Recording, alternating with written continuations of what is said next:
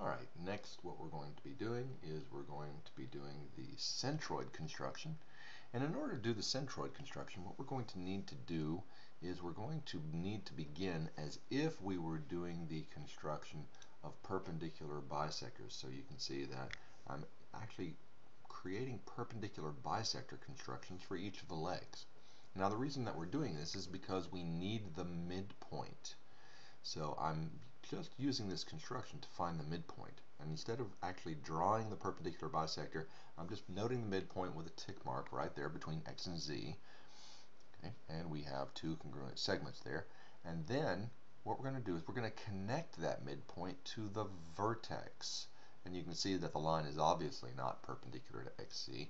We just wanted to connect it to the vertex. And that gives me a median. Now what we're going to do is we're going to repeat the process with the other sides of the triangle. So again, I'm setting my compass to a little more than half the length of the leg, and then we're going to proceed as if we were doing a perpendicular bisector, but again, all I'm really after is the midpoint of the leg, because I want to join the midpoint to the opposite vertex. And again, that's going to give me the median. So once again, we found the midpoint, so we've got congruent sides there. And now I'm going to join that midpoint to the vertex. And that is going to be another median. So again, medians go from midpoint to the vertex. And now finally for XY, I'm going to complete it. And so again, we're going to be swinging arcs as if we were doing perpendicular bisectors. And once I have that, I'll be able to complete my last median. What you hear in the background is my dog, who's actually nothing more than a great big fluffy throw pillow.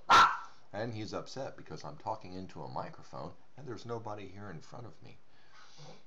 But I don't care because I'm in geometry heaven. So we're going to go ahead and complete this last perpendicular bisector construction so that we can create our last median. So there we go. We've got two sets of intersecting arcs, and we're going to go ahead and locate our midpoint, and we're going to join the midpoint to vertex Z. So once again, we find our midpoint, which creates two congruent segments there, and then we join it to Z, and there we have it. There is the centroid. The centroid is the point of concurrency for all of the medians.